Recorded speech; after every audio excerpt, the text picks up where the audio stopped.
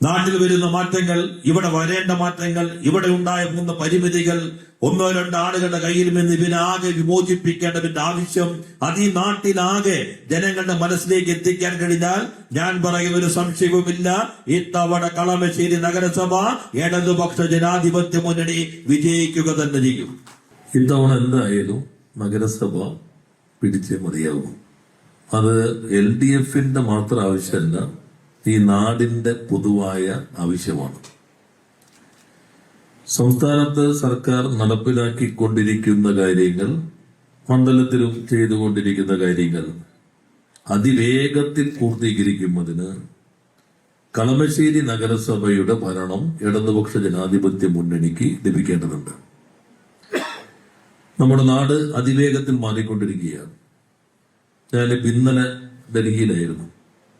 ഡൽഹിയിൽ നിന്ന് നേരെ തിരുവനന്തപുരം പോയി രാവിലെ മന്ത്രിസഭാ യോഗത്തിൽ പങ്കെടുത്തിട്ടാണ് ഇങ്ങോട്ട് കൊണ്ടുപോയത്. ഇന്നലെ ഡൽഹി പോയപ്പോൾ രാജ്യത്തെ ഈസ് ഓഫ് ഡൂയിങ് ബിസിനസ്സിൽ തുടർച്ചയായി 2ാമത്തെ വർഷവും ടോപ്പ് അച്ചീവർ പദവി നമ്മുടെ സംസ്ഥാനം കൈവരിച്ചു. അതിന്റെ പുരസ്കാരം ഏറ്റുവാങ്ങിയിട്ടാണ് ഞാൻ ഡൽഹിയിൽ നിന്ന് തിരുവനന്തപുരത്ത് എത്തിയത്. വ്യവസായത്തിൽ നമ്മൾ ഒന്നും നടക്കില്ല, കേരളം ഏറ്റവും പുറകിലാണ് എന്നൊക്കെയായിരുന്നു ഒരു പൊതുവർത്തമാനം ഉണ്ടായിരുന്നത്. 1ാം പിണറായി സർക്കാരിന്റെ സന്ദർഭത്തിൽ നിയമ ഭേദഗതികളും സംവിധാനങ്ങളുടെ ഒരു അടിത്തറയിട്ടു. ആ അടിത്തറയുടെ തുടർച്ചയാണ് ഈ ഗവൺമെന്റ് മുന്നോട്ട് കൊണ്ടുപോയത്. അങ്ങനെ വന്നപ്പോ ആദ്യത്തെ വർഷം ഈ ഗവൺമെന്റ് വന്നു. അപ്പോ കഴിഞ്ഞതിന്റെ തുടർച്ചയിൽ നമ്മൾ വളരെ പുറകിലായിരുന്നതിൽ നിന്ന് നിയമം ചട്ടമൊക്കെ കഴിഞ്ഞ ഗവൺമെന്റ് ഭേദഗതി ചെയ്തതിന്റെ തുടർച്ചയിൽ നമ്മൾ 15ലേക്ക് എത്തി. ഈ ഗവൺമെന്റിന്റെ ആദ്യത്തെ വർഷം. കഴിഞ്ഞ വർഷം നമ്മൾ രാജ്യത്ത് 1ാം സ്ഥാനത്തെത്തി ഈസ് ഓഫ് ഡൂയിങ് ബിസിനസ്സിൽ. അതൊരു അത്ഭുതമായിരുന്നു. ഇതിന് 1ാലെത്തുക കേരളം, കേരളത്തിന് ഇത് പറ്റുമോ, ഇതൊരെന്തോ സൂത്രല്ലേ എന്നൊക്കെയായിരുന്നു പറഞ്ഞിരുന്നത്. ഈ വർഷം 2024 റാങ്കിങ് വന്നപ്പോഴും ആദ്യം വിളിച്ച് ടോപ്പ് അച്ചീവർ ഫാസ്റ്റ് മൂവർ പദവിയിൽ കേന്ദ്രമന്ത്രി പുരസ്കാരം നൽകിയത് നമ്മുടെ സംസ്ഥാനത്തിനാണ്. അത് ഓരോ മലയാളിക്കും അഭിമാനിക്കാൻ കഴിയാവുന്നതാണ്. അവന് തൊട്ട് മുൻപാണ് നമ്മൾ ലോകത്ത് തന്നെ ഒരു പുതിയ മാതൃക സൃഷ്ടിച്ചു. അതിദരിദ്രരില്ലാത്ത ഏക സംസ്ഥാനമായി കേരളം മാറി. ലോകത്ത് ചൈനയാണ് ഒരിക്കൽ അതിദാരിദ്ര്യ വിമുക്ത പ്രഖ്യാപനം നടത്തിയത്. എന്നാൽ അതൊരു രാജ്യമാണ്. ഇത് രാജ്യത്തിനകത്ത് ഒരു സംസ്ഥാനം ഒരു നിലപാട് സ്വീകരിച്ചുകൊണ്ട് നടത്തിയ പ്രവർത്തനങ്ങളുടെ ഭാഗമായി അതിദാരിദ്ര്യ വിമുക്തമായി. നമ്മുടെ പ്രഖ്യാപനം നിയമസഭ 1ാം തീയതി നടത്തി കഴിഞ്ഞപ്പോൾ ചില വിദഗ്ധരൻ പത്രങ്ങളുണ്ട്, ദരിദ്ര അവിടെ ഇല്ലേ ഇവിടെ ഇല്ലേ, പെട്ടെന്ന് എങ്ങനെയാണ് പ്രഖ്യാപിച്ചത്. യഥാർത്ഥത്തിൽ ഈ ഗവൺമെന്റിന്റെ ആദ്യ മന്ത്രിസഭാ യോഗത്തിന്റെ തീരുമാനമായിരുന്നു അതിദരിദ്ര വിമുക്തമായി സംസ്ഥാനത്തെ മാറ്റണം. അതിന്റെ പ്രവർത്തനങ്ങൾ ഇവിടെ നടന്നു. കഴിഞ്ഞ കൗൺസിലർമാർക്കൊക്കെ അറിയാം. ആദ്യ സർവേ നടന്നു, പരിശീലനം നടത്തിക്കിടയിൽ അതിനിടെ സർവേ നടന്നു. സർവേയിൽ തയ്യാറാക്കിയ ലിസ്റ്റ് ഗ്രാമസഭകൾക്കകത്ത് വാർഡ് സഭകൾക്കകത്ത് അവതരിപ്പിച്ചു. ആ സഭകളുടെ അംഗീകാരത്തോടു കൂടിയാണ് അവരെ അതിദാരിദ്ര്യത്തിൽ നിന്ന് വിമുക്തമാക്കാനുള്ള പ്രവർത്തനം ഏറ്റെടുത്തു. ഞങ്ങൾ ഈ നവംബർ 31-ാം തീയതി ഈ പ്രഖ്യാപനം നടത്തുന്നതിന് 2 ദിവസം മുമ്പ് മന്ത്രിസഭാ യോഗം ചേരുമ്പോൾ ഒരാൾ മാത്രമാണ് അതിൽ നിന്ന് വിമുക്തി നേടാനുണ്ടായിരുന്നുള്ളൂ. അവർക്ക് സ്ഥലം വീടോടുകൂടി വാങ്ങിക്കൊടുക്കാൻ അങ്കമാലി നഗരസഭ തീരുമാനമെടുത്തെങ്കിലും സ്റ്റാമ്പ് ഡ്യൂട്ടി എക്സംഷൻ ആവശ്യമായിരുന്നു. മന്ത്രിസഭ തീരുമാനിച്ചു. അപ്പം തന്നെ ഉത്തരവിറങ്ങി. 1 മണിക്കൂർ കഴിഞ്ഞ് ഞങ്ങൾ ഇപ്പുറത്ത് വന്ന് ഇതിന്റെ മൊത്തം പ്രവർത്തനങ്ങൾ വീഡിയോ കണ്ടുകൊണ്ടിരിക്കുമ്പോൾ തന്നെ 1 എന്നുള്ളത് 0 ആയിട്ട് മാറി. അങ്ങനെ കേരളം അതിദാരിദ്ര്യ വിമുക്തമായി. ഒരു ചരിത്ര നേട്ടമാണ്. എല്ലാ മേഖലയിലും പറയുന്നില്ല. ഇവിടെ നേരത്തെ മുജീബ് പറഞ്ഞില്ലേ, അമേരിക്കയിലെ ശിശുമരണ നിരക്ക് 5.6 കേരളത്തിൽ അത് 5 മാത്രമാണ്. ലോകത്ത് ഏറ്റവും കുറഞ്ഞ ശിശുമരണ നിരക്കുള്ള പ്രദേശം കേരളമാണ്. ചിലർ ഈ ആശുപത്രിയിൽ ചില പ്രശ്നങ്ങളൊക്കെ നടക്കുന്നുണ്ടല്ലോ. ഇപ്പൊ പണ്ടത്തെ ആശുപത്രി ഇപ്പോഴത്തെ ആശുപത്രി നിങ്ങൾ താരതമ്യം ചെയ്ത് നോക്കി. ആദ്യം നമ്മൾ ജനറൽ ആശുപത്രി കുറെ മാറ്റം വരുത്തി ഇപ്പൊ എല്ലാ താലൂക്ക്, ജില്ലാ, ജനറൽ ആശുപത്രികൾ, മെഡിക്കൽ കോളേജ് എല്ലാം മാറി. ഇപ്പൊ ഇന്ത്യയിൽ കരട് മാറ്റിവെക്കാൻ സൗകര്യമുള്ള ഒരു മെഡിക്കൽ കോളേജും കേരളത്തിലല്ലാതെ സംസ്ഥാന തലത്തിലില്ല, ഒരിടത്തുമില്ല. കഴിഞ്ഞ ദിവസം കോട്ടയത്ത് വായിച്ചിട്ട് ശ്വാസകോശം മാറ്റിവെച്ചു. ഇന്ത്യയിൽ ആദ്യമായിട്ടാണ് ഒരു മെഡിക്കൽ കോളേജ് ശ്വാസകോശം മാറ്റി, സർക്കാർ മെഡിക്കൽ കോളേജ്, പ്രൈവറ്റത്തിലുണ്ട്. പിന്നെ കേന്ദ്രത്തിന്റെ എയിംസ് പോലെയുള്ള സ്ഥാപനങ്ങളുണ്ടാവും. പക്ഷെ സംസ്ഥാന ഗവൺമെന്റിന്റെ ഉടമസ്ഥതയിൽ ഒരു മെഡിക്കൽ കോളേജിനകത്ത് അവയവം മാറ്റിവെക്കാൻ സൗകര്യമുള്ള ഏക സംസ്ഥാനം കേരളമാണ്. ഇവിടെ നമ്മുടെ എറണാകുളം ജനറൽ ആശുപത്രിയിൽ ഹൃദയം മാറ്റിവെക്കാനുള്ള സൗകര്യമായി. നേരത്തെ കാത്തലാബ് വന്നു, ഇപ്പോ ഹൃദയം മാറ്റിവെക്കാനുള്ള സൗകര്യം കൂടിയായി. എന്ന് മാത്രമല്ല, രാജ്യത്തിന്റെ ചരിത്രത്തിൽ ആദ്യമായി ഒരു സംസ്ഥാന ഗവൺമെന്റ് അവയവം മാറ്റിവെക്കുന്നതിന് വേണ്ടി മാത്രം ഒരു ഇൻസ്റ്റിറ്റ്യൂട്ട് കോഴിക്കോട് ആരംഭിക്കുകയാണ്. ഓർഗൻ ട്രാൻസ്പ്ലാന്റേഷൻ മാത്രം, അവയവം മാറ്റിവെക്കാൻ വേണ്ടി മാത്രം ഒരു ഇൻസ്റ്റിറ്റ്യൂട്ട് കോഴിക്കോട് ആരംഭിക്കുകയാണ്. ഇപ്പോ വലിയ തിരക്കായി. ഇടത്തരക്കാരുൾപ്പെടെ, നേരത്തെ മറ്റാശുപത്രിയിൽ പോയവരുൾപ്പെടെ ഇത്തരം ചികിത്സകൾക്ക് വേണ്ടി നമ്മുടെ സർക്കാർ ആശുപത്രികളിലേക്ക് ആശ്രയിക്കുന്ന സാഹചര്യം വന്നു. ഏത് മേഖല എടുത്തെല്ലാം ഞാൻ വിശദീകരിക്കുന്നില്ല. ഇവിടെ ഒത്തിരി നേതാക്കന്മാർ പ്രസംഗിക്കേണ്ടത്, സ്ഥാനാർത്ഥികളുടെ പ്രഖ്യാപനമുണ്ട്, ഇതെല്ലാം ഈ കൺവെൻഷന്റെ ഭാഗമായി നടത്തേണ്ടതുണ്ട്. എല്ലാ മേഖലയ്ക്കകത്തും നല്ല മാറ്റമുണ്ടായി. കഴിഞ്ഞ ഗവൺമെന്റ് പൊതുവിദ്യാഭ്യാസത്തിലാണ് കേന്ദ്രീകരിച്ചതെങ്കിൽ ഈ ഗവൺമെന്റ് ഉന്നത വിദ്യാഭ്യാസത്തെ കേന്ദ്രീകരിച്ചു. ഉന്നത വിദ്യാഭ്യാസത്തിന്റെ കാര്യത്തിൽ ഇന്ത്യയിലെ ഏറ്റവും മികച്ച യൂണിവേഴ്സിറ്റികൾ എടുക്കുമ്പോ പബ്ലിക് യൂണിവേഴ്സിറ്റികളിൽ 5-ാം സ്ഥാനത്ത് കേരള യൂണിവേഴ്സിറ്റിയും 6-ാം സ്ഥാനത്ത് നമ്മുടെ കൊച്ചി യൂണിവേഴ്സിറ്റിയുമാണ്. കേരളത്തിലല്ല, ഇന്ത്യയിലെ. ഇന്ത്യയിലെ ഏറ്റവും മികച്ച 100 കോളേജുകളുടെ ലിസ്റ്റ് കേന്ദ്രം പ്രഖ്യാപിച്ചപ്പോൾ, നമ്മളല്ല, യൂണിയൻ ഗവൺമെന്റ് പ്രഖ്യാപിച്ച ലിസ്റ്റിൽ 18 എണ്ണം കേരളത്തിലാണ്. കേരളം ചെറിയ പ്രദേശമാണ്. അവിടെയാണ് ഇന്ത്യയിലെ മികച്ച 100 കോളേജുകളിൽ 18 കോളേജുകൾ ഉള്ളത്. ആരോഗ്യ മേഖല, വിദ്യാഭ്യാസ മേഖല, അതേപോലെ തന്നെ നേരത്തെ അതിദാരിദ്ര്യ വിമുക്തം, വ്യവസായ മേഖല, നേരത്തെ ഈസ്റ്റ് ഓഫ് ഡൂയിങ് ബിസിനസ് ഞാൻ പറഞ്ഞു, വ്യവസായ സൗഹൃദം. ഇപ്പൊ ഇവിടെ തന്നെ എത്ര പുതിയ വ്യവസായവും നിങ്ങൾ നോക്കി. അദാനിയുടെ ലോജിസ്റ്റിക് പാർക്ക് 70 ഏക്കറിലാണ് 500 കോടിയിലധികം മുതൽ മുടക്കോടുകൂടി മുഖ്യമന്ത്രി ഇവിടെ കല്ലിട്ടു. ലോകത്തിലെ ഏറ്റവും വലിയ ലോജിസ്റ്റിക് കമ്പനിയാണ് പനറ്റൂണി, അമേരിക്കൻ കമ്പനിയാണ്. അവരാണിപ്പോ നമ്മുടെ ബിലാൽ സിംഗിന്റെ സ്ഥലത്ത് കഴിഞ്ഞ ദിവസം അവരുടെ MD ഉൾപ്പെടെ വന്ന് കരാർ ഒപ്പുവെച്ച് അവരുടെ ലോജിസ്റ്റിക് പാർക്ക് അവിടെ വരികയാണ്. ഇവിടെ തന്നെയാണ് ലുലു, ഇപ്പുറത്ത് മാളാണെങ്കിൽ ആദ്യമായി നേരത്തെ സീ ഫുഡിന്റെ ഒരെണ്ണം തുടങ്ങി. നമ്മുടെ ഇൻഫ്രാ പാർക്കിനകത്ത് 10 ഏക്കറിൽ ഫുഡ് പ്രോസസിംഗിന്റെ പാർക്ക് ഇവിടെ ആരംഭിക്കുകയാണ്, നമ്മുടെ ഇവിടെ തന്നെ.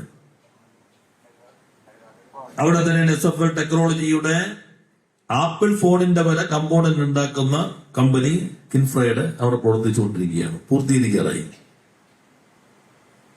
നമ്മുടെ ചെറുപ്പക്കാർക്ക് ഇവിടെ തന്നെ ജോലി ചെയ്യാൻ കഴിയുന്ന രൂപത്തിലുള്ള സൗകര്യം. ജോലി കിട്ടണമെങ്കിൽ ബിരുദം മാത്രം പോരാ, അവിടെ ആവശ്യമായ സ്കില്ല് കൂടി വേണം.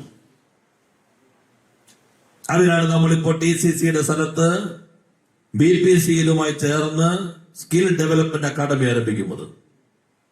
ഒരു വർഷം 1600 പേർക്ക് ചെറുപ്പക്കാരികൾ സൗജന്യമായിട്ട് സ്കിൽ പരിശീലനമാണ്. സൗജന്യം എന്ന് പറഞ്ഞാൽ രജിസ്ട്രേഷൻ ഫീസ് മാത്രമേ ഉള്ളൂ. തെരഞ്ഞെടുത്ത് കഴിഞ്ഞാൽ ഫീസില്ല, ഭക്ഷണം ഫ്രീ, ഹോസ്റ്റൽ ഫ്രീ, പുസ്തകം ഫ്രീ, യൂണിഫോം ഫ്രീ. കഴിഞ്ഞാൽ നേരെ ജോലിയും മിക്കവാറും ഉറപ്പാകുന്ന രൂപത്തിലുള്ള സ്കിൽ സംവിധാനം അത് നമ്മളിവിടെ ആരംഭിച്ചു. എന്നാൽ കേരളത്തിലാകെ 20 ലക്ഷം പേർക്ക് തൊഴിൽ കൊടുക്കാൻ കഴിയുന്ന രൂപത്തിലുള്ള വിജ്ഞാന കേരളം പദ്ധതി. കുടുംബശ്രീ ഓണക്കാലത്ത് 1 ലക്ഷം ആളുകൾക്കാണ് കേരളത്തിൽ തൊഴിൽ ലഭ്യമാക്കിയത്. തൊഴിൽ മേഖലയ്ക്കകത്ത് വലിയ മുന്നേറ്റം. പശ്ചാത്തല സൗകര്യ വികസനം നോക്കിക്കോളൂ. നമ്മുടെ ദേശീയപാത വീതി കൂട്ടൽ പൂർത്തീകരിക്കാറായി. ജനുവരിയിൽ ഒരു ഭാഗം പൂർത്തീകരിച്ച ഭാഗം മുഴുവൻ ഉദ്ഘാടനം ചെയ്യാൻ പോവുകയാണ്. ഇവിടെ മെട്രോ കാക്കനാട്ടേക്ക് പൂർത്തീകരിക്കും. തിരുവനന്തപുരത്ത് പുതിയ മെട്രോ പ്രഖ്യാപിച്ചിരിക്കുന്നു. വാട്ടർ മെട്രോ ഇപ്പോ നമ്മുടെ മണ്ഡലത്തിലേക്ക് കൂടി കൊണ്ടുവന്നു. ഏതൊരു വാട്ടർ മെട്രോ വന്നു. ആ സംവിധാനം ശക്തിപ്പെടുന്നു. ഡിസംബറോടുകൂടി തന്നെ പൊന്നാനി വരെയുള്ള ദേശീയ ജലപാതയുടെ 1ാം ഘട്ടം അത് ഉദ്ഘാടനം ചെയ്യാൻ പോവുകയാണ്. ഇപ്പോ നല്ല മാറ്റം ഈ മേഖലയിലാകെ വരികയാണ്. ഇപ്പോ ഗവൺമെന്റ് പ്രഖ്യാപിച്ചിട്ടുള്ള കാര്യങ്ങൾ, ഈ അടുത്ത് ഗവൺമെന്റ് പാസ്സാക്കിയിട്ടുള്ള നിയമങ്ങൾ, അതിലൊന്ന് ഏക കിടപ്പാട സംരക്ഷണ നിയമം. കഴിഞ്ഞ ഗവൺമെന്റിന്റെ സമയത്ത് ഏറെ മാധ്യമങ്ങളിൽ വന്ന ഒന്നായിരുന്നു. നമ്മുടെ ഈ കളമശ്ശേരി മുനിസിപ്പാലിറ്റി തന്നെയാണ് സർഫാസി നിയമപ്രകാരം ഒരു സ്ത്രീയെ പുറത്തിറക്കുന്നതുമായി ബന്ധപ്പെട്ട് പെടുന്ന ഒത്തിരിയേറെ പ്രശ്നങ്ങൾ.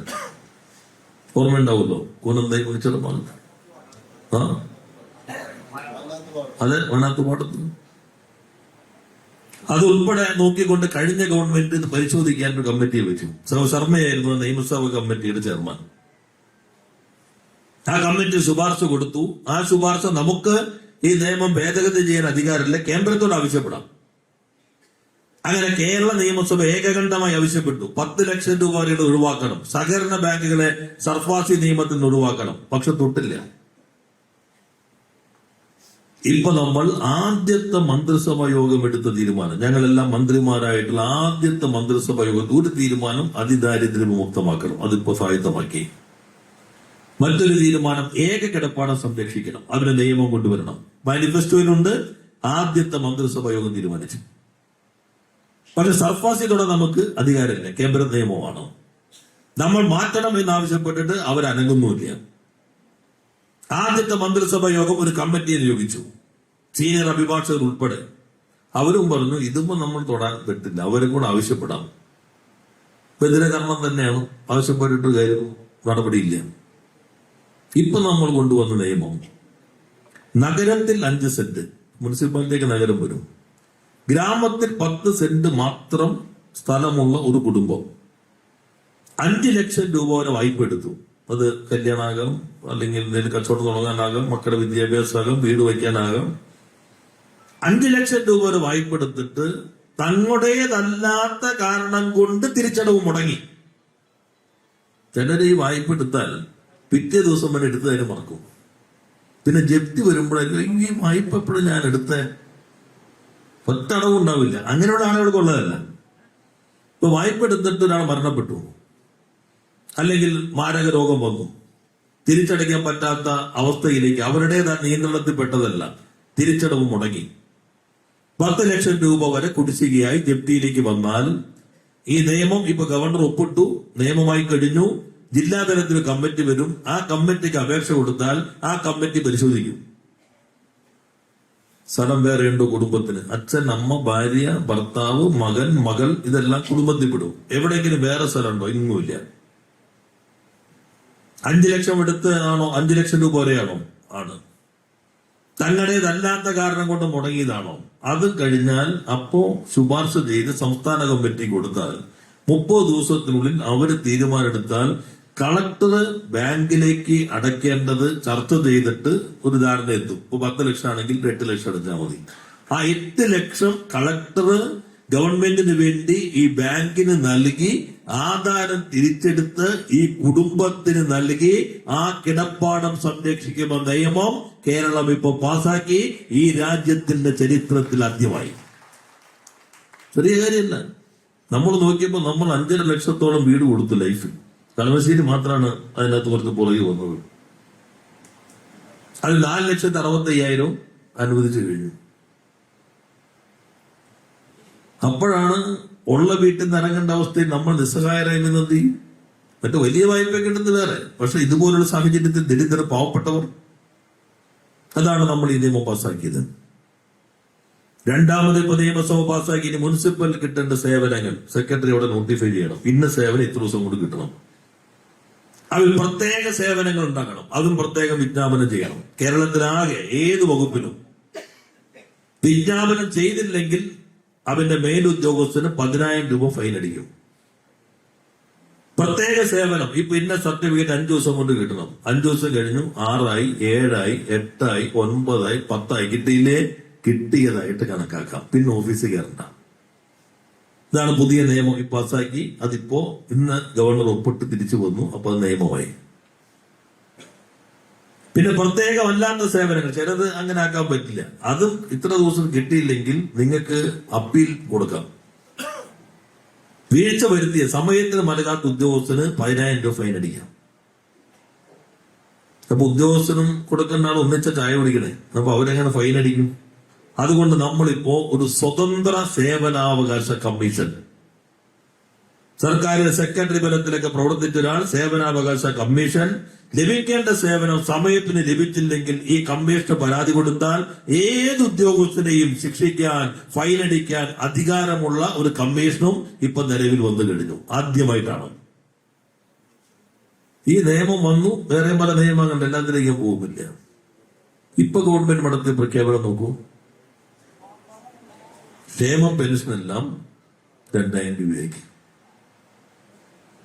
1,600 ആയിരുന്നു, ഒറ്റയടിക്ക് 2,000. അപ്പൊ പത്രങ്ങൾ എഴുതിക്കൊണ്ട് 1,800 ആവും, 1,800 ആവും. നമ്മൾ 2,000 എന്നായി. ആ പത്രക്കാർ വെച്ചല്ല 1,800 അപ്പൊ ആര് പറഞ്ഞ 1,800? നിങ്ങൾ കണക്കൂട്ടൊരു ദിവസം എഴുതുന്നു, ആർക്ക് ഉത്തരവാദിത്വം? അപ്പൊ എഴുതാൻ തുടങ്ങി. തെരഞ്ഞെടുപ്പ് വന്നപ്പോ ഉടനെ പ്രഖ്യാപിച്ചിരിക്കുന്നു. 2016 LDF അധികാരത്തിൽ വരുന്നതിന് മുൻപ് ഒരു പ്രകടന പത്രിക ഇറക്കിയിരുന്നു. ആ പ്രകടന പത്രികയിൽ നമ്മൾ പറഞ്ഞത് ക്ഷേമ പെൻഷൻ 1,000 രൂപയാക്കുന്നതാണ്. 600 ആയിരുന്നു, 1,000 ആക്കും. എത്രയാക്കി? 1,600 രൂപയാക്കി. പറഞ്ഞതിനപ്പുറത്തേക്ക് പോയി. കാരണം എന്താ? കോവിഡ്, ജനങ്ങൾ പുറത്തിറങ്ങാൻ പറ്റുന്നില്ല. പെൻഷൻ കിട്ടുന്ന ആളുകൾ നേരെ മക്കളെ നിന്ന് എന്തെങ്കിലും വാങ്ങിച്ചെങ്കിൽ മക്കൾക്ക് പോയി ജോലിക്ക് പോകാൻ പറ്റുന്നില്ല. അതെല്ലാം പരിഗണിച്ചുകൊണ്ടാണ് 5 വർഷം കൊണ്ട് 1,000 എത്തിച്ചാൽ മതി എന്ന വാഗ്ദാനം മാത്രമാണ് ജനങ്ങൾക്ക് നൽകിയെങ്കിൽ 1,600 രൂപയാക്കി വർദ്ധിപ്പിച്ചു. ഇത്തവണ നമ്മൾ പ്രകടന പത്രികയിൽ പറഞ്ഞു 2,500 ആകും. എന്നാൽ നമുക്കൊരു ഞെരുക്കം വന്നു. ഞെരുക്കം നമ്മുടെ കുഴപ്പമല്ല, നമുക്ക് അർഹമായ ഫണ്ട് കേന്ദ്രം നൽകുന്നില്ല. പെൻഷൻ മുടങ്ങുന്ന അവസ്ഥ വരെ വന്നു. അപ്പൊ നിയമസഭയിൽ മുഖ്യമന്ത്രി പറഞ്ഞു, സർക്കാർ ജീവനക്കാർക്ക് ശമ്പളം കിട്ടുന്നുണ്ടെങ്കിൽ ക്ഷേമ പെൻഷൻ കിട്ടുന്ന പാവപ്പെട്ടവർക്കും മുടക്കമില്ലാതെ അത് കൊടുക്കണം. 2,500 എന്നത് ഞങ്ങൾ പ്രഖ്യാപിച്ചിട്ടുണ്ട്. പക്ഷെ ഇപ്പൊ ഞങ്ങളുടെ മുൻഗണന കൊടുത്തുകൊണ്ടിരിക്കുന്നത് മുടക്കമില്ലാതെ കൊടുക്കലാണ്. ഒരു ഞെരുക്കമുണ്ട്. സ്ഥിതി മെച്ചപ്പെടുമ്പോ വർദ്ധിപ്പിക്കും. ഇപ്പോ മുടക്കമില്ലാതെ കൊടുക്കും. പിന്നെ മുടക്കമില്ലാതെ നൽകിക്കൊണ്ടിരുന്നു. ഇപ്പൊ സ്ഥിതി കുറച്ച് മെച്ചപ്പെട്ടു. എന്നുവെച്ചാൽ അവിടെ നിന്ന് വന്നിട്ടല്ല, നമ്മുടെ ആഭ്യന്തര വരുമാനം കൂടി, നികുതി കൂടി, എല്ലാം കൂടി വന്നപ്പോ നേരത്തെ പറഞ്ഞ വാക്ക് പാലിച്ചുകൊണ്ട് ഇപ്പൊ ഒറ്റയടിക്ക് 2,000 രൂപയാക്കി. നവംബർ മാസത്തിൽ കിട്ടുന്നത് 3,600 രൂപയാണ്. കഴിഞ്ഞ മാസത്തെ 1,600, ഈ മാസത്തെ 2,000. പിന്നെ നമ്മൾ പ്രകടന പത്രികയിൽ പറഞ്ഞു വീട്ടമ്മമാർക്ക് പെൻഷൻ കൊടുക്കുന്നു. ഇപ്പൊ മഞ്ഞക്കാട്, പിങ്ക് കാർഡിലുള്ള 35 വയസ്സിനും 60 വയസ്സിനും ഇടയിൽ പ്രായമുള്ള മറ്റൊരു പെൻഷനും ലഭിക്കാത്ത ആളാണെങ്കിൽ ആ സ്ത്രീകൾക്ക് മാസം 1,000 രൂപ നൽകാനുള്ള തീരുമാനം എടുത്തു. ചെറിയ കാര്യമല്ല. 32 ലക്ഷത്തോളം ആള് വരും. ഇപ്പൊ അതിന് മാനദണ്ഡങ്ങളെല്ലാം പ്രസിദ്ധപ്പെടുത്തി. വേറെ പെൻഷൻ കിട്ടാൻ പാടില്ല. വേറെ ഏതെങ്കിലും ജോലി കിട്ടിയാൽ ഈ പെൻഷൻ നഷ്ടപ്പെടും. 1,000 ഉറുപ്പിക വെച്ചിട്ട് ഒരു കുടുംബത്തിൽ.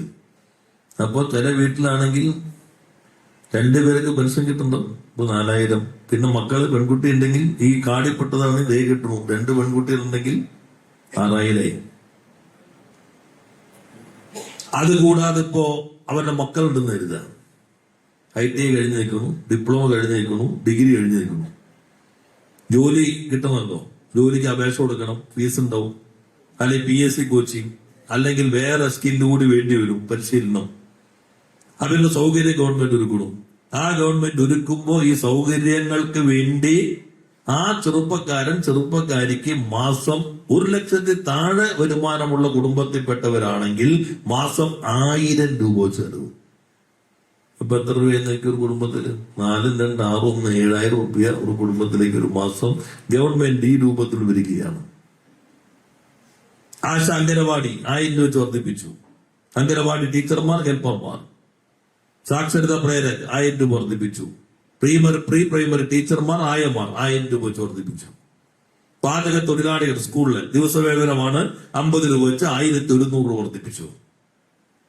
അപ്പൊ നമ്മുടെ സ്ഥിതി ഒന്ന് മെച്ചപ്പെട്ടു. നമ്മുടെ ആഭ്യന്തര വിഭവ സമാഹരണത്തിന്റെ അടിസ്ഥാനത്തിൽ മെച്ചപ്പെട്ട് കഴിഞ്ഞപ്പോ ഈ രൂപത്തിൽ ക്ഷേമ ആനുകൂല്യങ്ങൾ എല്ലാം പ്രഖ്യാപിച്ചു. അപ്പൊ മാധ്യമങ്ങൾ എഴുതി പ്രഖ്യാപനം ഉണ്ടാവുള്ളൂ, കൊടുക്കലുണ്ടാവില്ലേ? നവംബർ മുതൽ കൊടുത്തു കൊടുക്കുകയാണ്.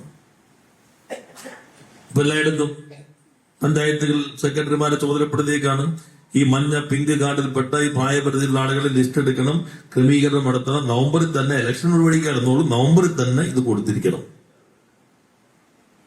ഇപ്പൊ ഈ മാറ്റങ്ങളാകെ വരുന്നു. ഇതിനോടൊപ്പം തന്നെ കളമശ്ശേരിയും വേഗത്തിൽ വികസിക്കുകയാണ്. ഞാൻ തുടക്കത്തിൽ പറഞ്ഞു, ആ വികസനത്തിനോടൊപ്പം നിൽക്കുന്ന ഒരു നഗരസഭ വേണം. ഇപ്പൊ നമ്മൾ മാലിന്യ വിമുക്തമായി, കേരളം നല്ല റാങ്ക് മെച്ചപ്പെട്ടു. കൊച്ചി നഗരസഭ വളരെ പുറകിലായിരുന്നു, ബ്രഹ്മപുരം കത്തി നമ്മളൊരു അവസരമായി എടുത്തു. ഇപ്പൊ നല്ല മാറ്റം വന്നു. രാജ്യത്തെ തന്നെ ഏറ്റവും മികച്ച ശുചിത്വമുള്ള നഗരങ്ങളിലൊന്നായി കൊച്ചി നമ്മുടെ LDF ഭരണത്തിന് കീഴിൽ തെരഞ്ഞെടുക്കപ്പെട്ടു. ഈ കളമശ്ശേരി അപ്പുറത്ത് ഏരൂർക്കൊന്ന് കിടന്നു നോക്കിയേ, മിക്സർ ഉണ്ട്, ഗോപി ഉണ്ട്, ഇവിടെ എല്ലാവരും ഏരൂക്കാരാണല്ലോ, ജോൺസൺ ഉണ്ട്. ചെല്ലുമ്പോ തന്നെ ആ റോഡിന്റെ സൈഡിലെല്ലാം വൃത്തിയായി പൂന്തോട്ടം പോലെയാണ് ചെടിയും.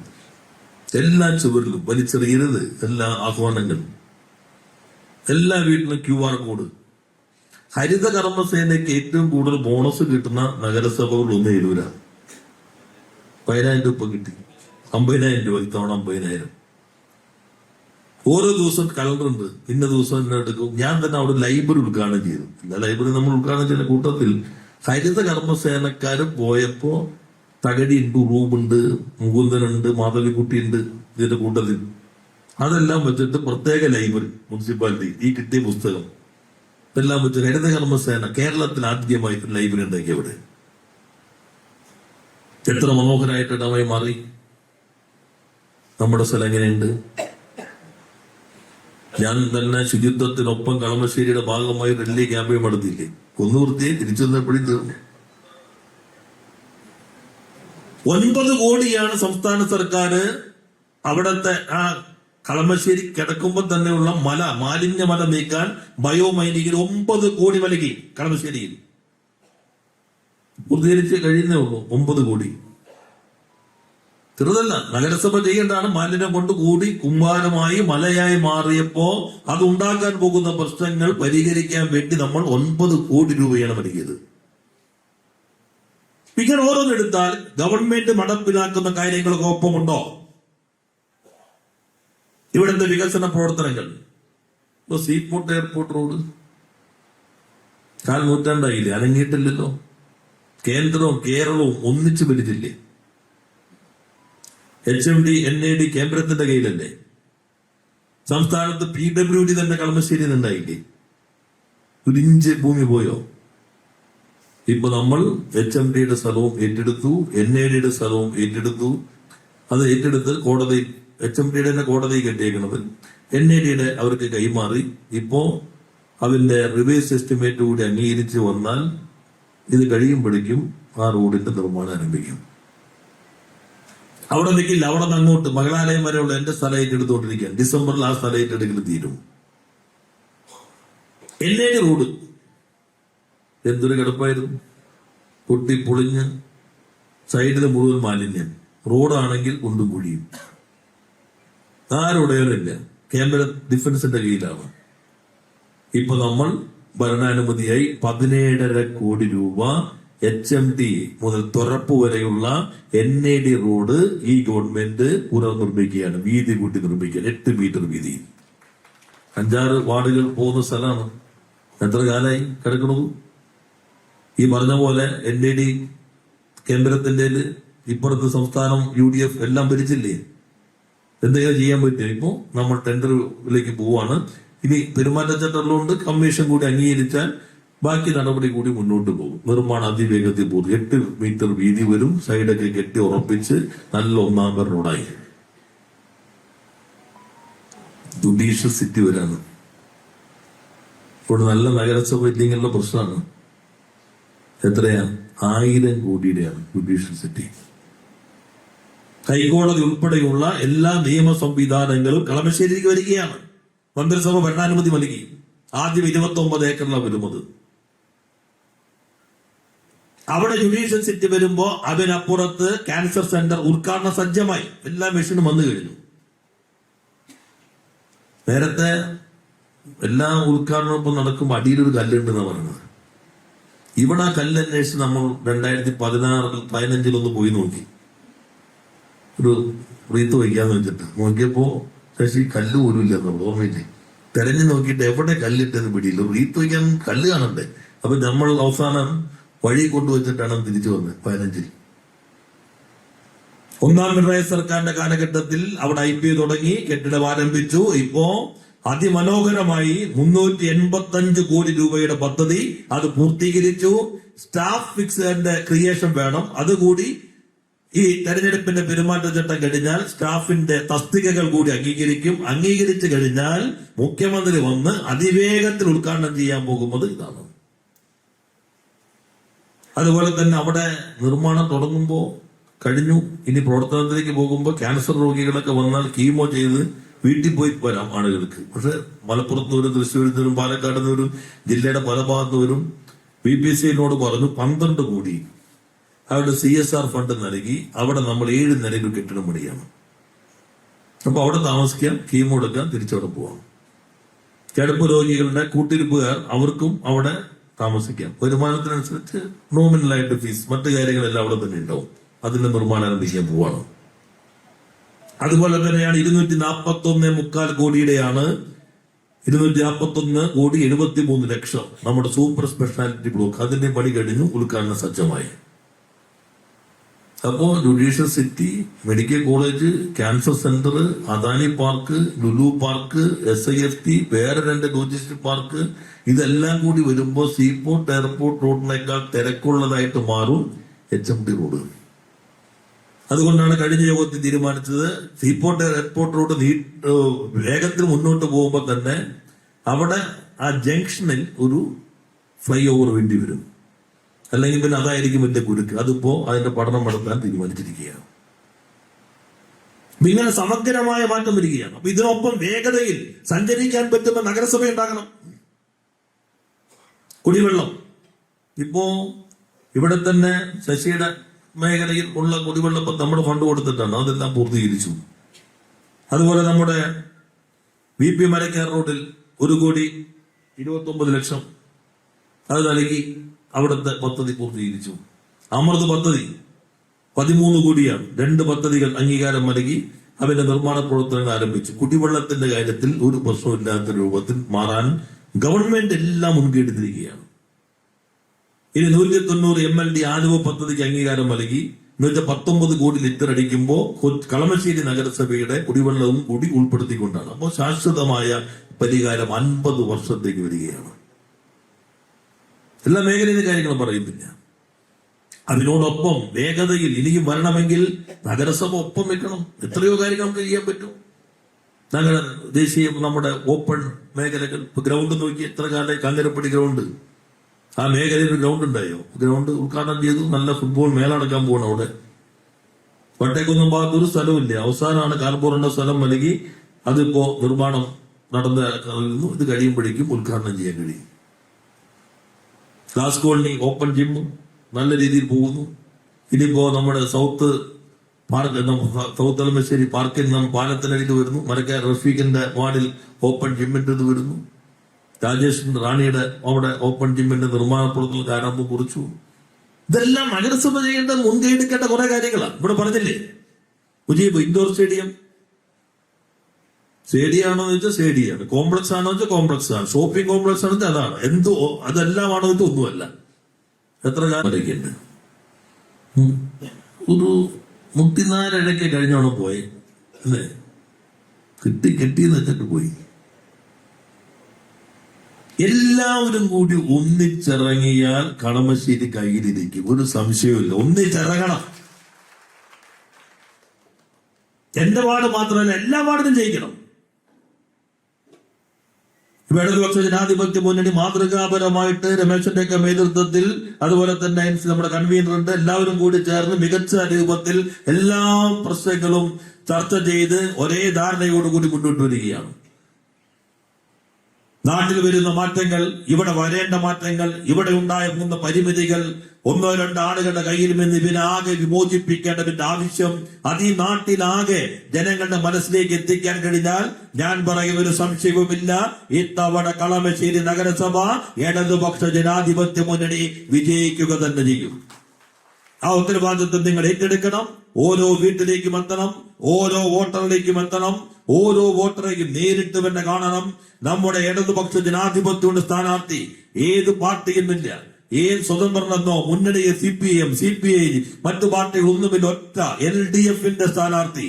ആ LDFന്റെ സ്ഥാനാർത്ഥി എന്ന നിലയിൽ ഒരേ മനസ്സോടുകൂടി എല്ലാവരും രംഗത്തിറങ്ങി നമ്മുടെ സ്ഥാനാർത്ഥികളെ വിജയിപ്പിച്ച് ഈ സംസ്ഥാന സർക്കാരിനൊപ്പം തുടർച്ചയ്ക്ക് വേണ്ടിയുള്ള അന്തരീക്ഷം രൂപം കൊള്ളുമ്പോ ഇടതുപക്ഷത്തിന്റെ മൂന്നാം സർക്കാരിനൊപ്പം നിൽക്കാൻ കഴിയുന്ന ഒരു ഭരണ സംവിധാനം കളമശ്ശേരി നഗരസഭയിൽ ഉണ്ടാകണം എന്നുകൂടി അഭ്യർത്ഥിച്ചുകൊണ്ട് ഈ കൺവെൻഷൻ ഉദ്ഘാടനം അറിയിച്ച് വാക്കുകൾ അവസാനിപ്പിക്കുന്നു. എല്ലാവർക്കും അഭിവാദ്യങ്ങൾ.